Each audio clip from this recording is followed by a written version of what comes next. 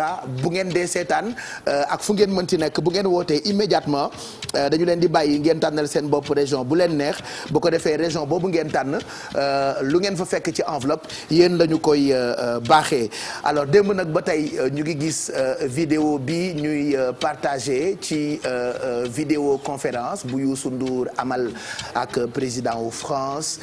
di Emmanuel Macron. Alors en réalité comme vous le voyez sur ces images Christophe Maé l'artiste dafa woy ak Youssou ci album bi mu mujjee génne tuddee ko l'ours. On a souvent chanté cette chanson ci plateau bi woy boobu nag la ñu jël daanaka mu nekk hymne biodiversité parce que bu ngeen seetaanee clip bi ça parle environnement ça parle dérèglement climatique te ku ne xam na ne environnement Yacine elle le dit souvent ñun du ñu farataal di ci dox ak di ci sensibiliser mais ça a tellement d'importance léegi kenn mënatul natt seddaay kenn mënatul natt tàngaay yenn saa mu tàng lool ba ñëw ci ay période yoo xamante ni d'habitude Sénégal daawul tàng par exemple fan yi gis ngeen ngelaw lu tar lii nga xam ni moo tax ñu naan liw bi ngelaw li la ñun ñëpp génne nañu suñuy pajaas ak suñuy piloweer yére yëpp day xeeñ yàgg parce qu'il fait froid donc li tax mënatuñu natt environnement wala seddaay wala tàngoor dafa fekk ni du ñu protéger bu baax li nga xamante ni moo jëm ci wàllu environnement donc démb Christophe Maé donc qui a été reçu ca fi nga xamante ni mooy One Planet Summit en compagnie d'Emmanuel Macron ci benn sommet écologique doon dajale ay personnalités politiques ci présence su personnalité yooyu y avait Youssou Ndour nga xam ni bokk na ci kilifa yi gën a mag ci Afrique. te mën nañoo xeexal tout un continent waxuma Sénégal kese mën nañu xeexal Afrique et démb son message a ébloui tout le monde mais man je me suis dit lii ay habitude am la Youssou yàgg na défendre Afrique yàgg na défendre Sénégal donc le fait de dire Youssou mooy défendre Afrique c'est une lapalissade de le dire hein franchement moi ça ne m'a pas surpris hein j'ai vu plein de gens ñu Youssou Ndour mooy wax ak Macron et tout ça ma ni mais ça me surprend pas c'est son rôle noonu la mel foofu la toll. je dirais pas surprise mais souvent da ngay xalaat ni peut-être que nit ki buy xalaat Sénégal rek lay xalaat te xam nañu ne que ci contexte bi ñu nekk nii pays endetté pour ñu fay ko ce sera très très compliqué on parlait de réchauffement climatique de planète déjà lu ma si gën a neex wan na ni que Occident ñoom souvent bu réchauffement climatique amee entreprise yi ñu fii tijji la yenn produits chimiques yi ñuy sotti ci géej gi la donc ñu jël seen ay responsabilités même bu fekkente ne ñi ngi polluer quelque part am na lu ñuy yàqal ñu équilibrer en annulant la dette de l'Afrique mu nekk loo xamante ne soxla nañ ko bu baax et souvent il prend position man loolu daf ma ne et il en profite toujours quoi pour dugal loo xam ne lu positif lay nekk voilà day prendre position lu mu xat nuyul ma sama yaay xaj na ci day prendre position même bu fekkente ne dañ koy interviewer si yeneen dëkk si loo xam ne même nekkul sujet par rapport ak l'Afrique zéro complexe tout le temps il prend position il défend l'Afrique il pose des jalons pour l'Afrique et loolu c'est quelque chose à saluer démb bi ma koy partager dama ne bu ñu amoon 10 yu mel ni Youssou Ndour ci chaque dëkk kon waxatuñu sax ay pays en voie de développement Afrique développée na bu yàgg. Voilà comme dit une amie Nanou que j'embrasse très fort ngay wax ñëpp di la déglu loolu defe naa jar na sant yàlla n'est-ce pas Awa. yeah of course ndaxte man I always call him the pan-Africanist ndaxte képp koo xam ne African nga Black Americans yi sax they are proud of him ba tax na Black Americans yi they even want to be African bugguñu sax ñu teg ci American man nag xaw ma ndax seetlu ngeen image bi moom ci gannaaw background am talking of climate change talking of environment mu toog foo xamante ne yaa ngi gis géej bi fele yaa ngi gis oto yi di daw yaa ngi gis li nga xam ne mooy the beauty of Africa si gannaaw loo xamante ni dafa raar pour nga gis ko in Europe image bi si gannaaw xaw ma ndax par hasard la oo wat ba man loolu laa njëkk a gis fi la dëkk këram la toog rek moom vie bi la am dafa ànd ak lii lay dund everyday bi torop interview bi ba pare baay I am not too fluent in French waaye soo xoolee comme bu doon ñeneen ñi la ñuy wax comme Macron wala dara dañu naan celle qui vous allez bien comme ak yooyu noonu but it was so relaxed and natural and soft you know loo xamante no tension or something like that man personally it meant a lot for me. Bah oui. En tout cas nous sommes tous fiers et contents. Donte c'est pas la première fois.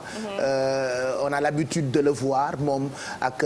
personnalité yi gën a mag bu ñu waxee rek mën ngeen foog ni li ñu koy liggéeyee la tax du loolu bu ñu nekkoon feneen sax wax ay jalooreem parce que moom moo toll noonu ci àddina du ñu fàtte mukk keroog ndeysaan bi Barack Obama wàccee ba mu séenee Youssou Michel la ni xam nga kii moo woy ceebu jën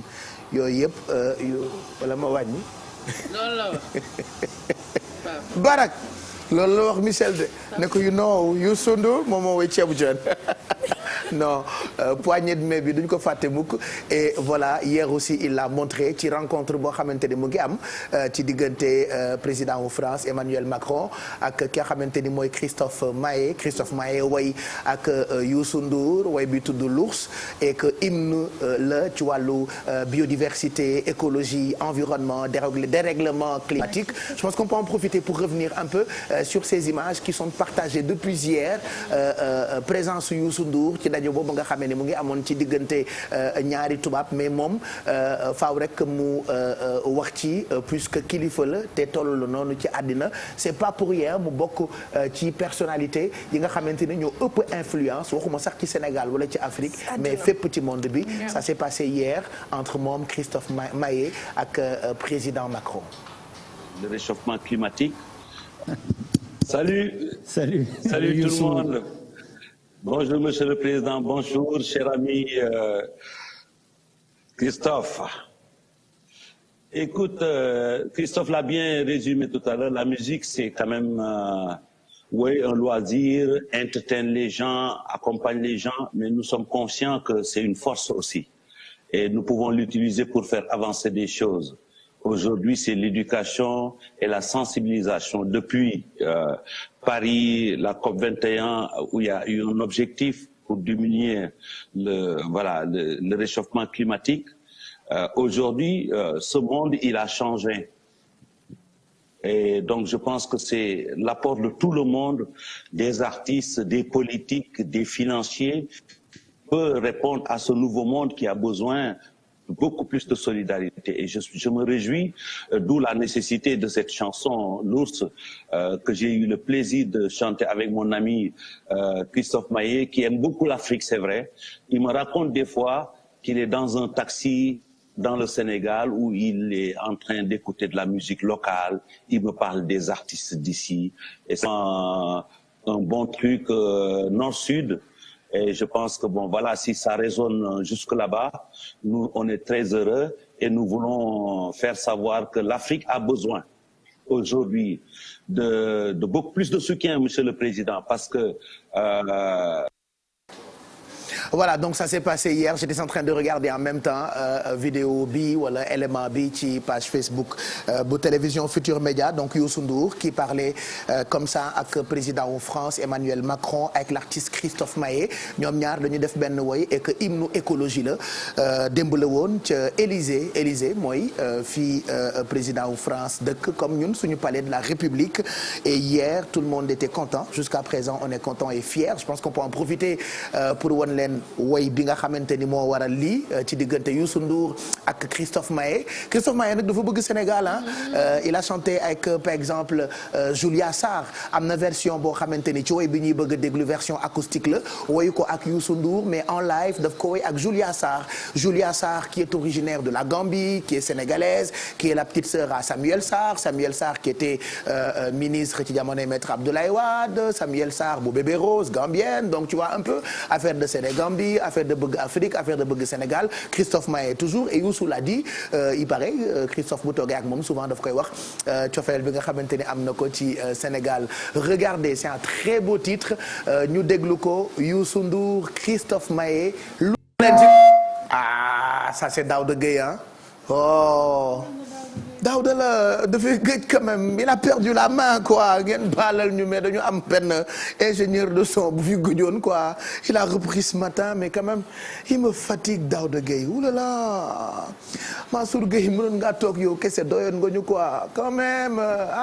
la prochaine fois bu mu larsen parce que yàq nga sama allure j'allais reprendre les paroles de la chanson entre Youssou Ndour ak Christophe Maé te ñu laa jox topp waxal yëkkatil sa kaw ñu dégg seen baat Africa ñooñu mooloo ñun ñoo fa vraiment. C'est un très beau titre en tout cas hymne écologie la donc loolu moo taxoon démb Christophe Maé président am recevoir ko et que Youssou en a profité comme ni mu ko waxee ci woy bi wax ca kaw ñu dégg baatam en tant qu'Africain et nous sommes fiers peut-être que bu ñu amee temps dinañ leen tegal beneen version bi l'ours entre Christophe Maé ak Julia Sarr mi ma leen doon wax léegi ni Julia que j'aime tellement maa bëgg Julia Sarr dafa mën a woy elle est souvent venue nous voir dans Yeewu Leen et elle a chanté ak star yu mag yëpp Youssou Ndour Manu Dibango Angélique Kidjo et presque la plupart des albums yu Christophe Maé moom Julia Sarr moo koy defal chœur on peut la voir d'ailleurs mu ngi toog ci wetu Christophe Maé di woy version acoustique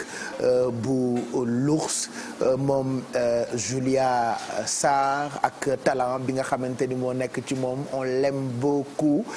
su ma daanelee du ma ci ñëwaat Alaaji Malick maa ngi jël sama temps rek pour nga illustrer bon d'accord allez on prend un appel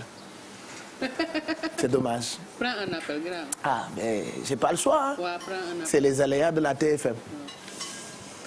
Allô. Ouais, allô. Ça me fâche en fait.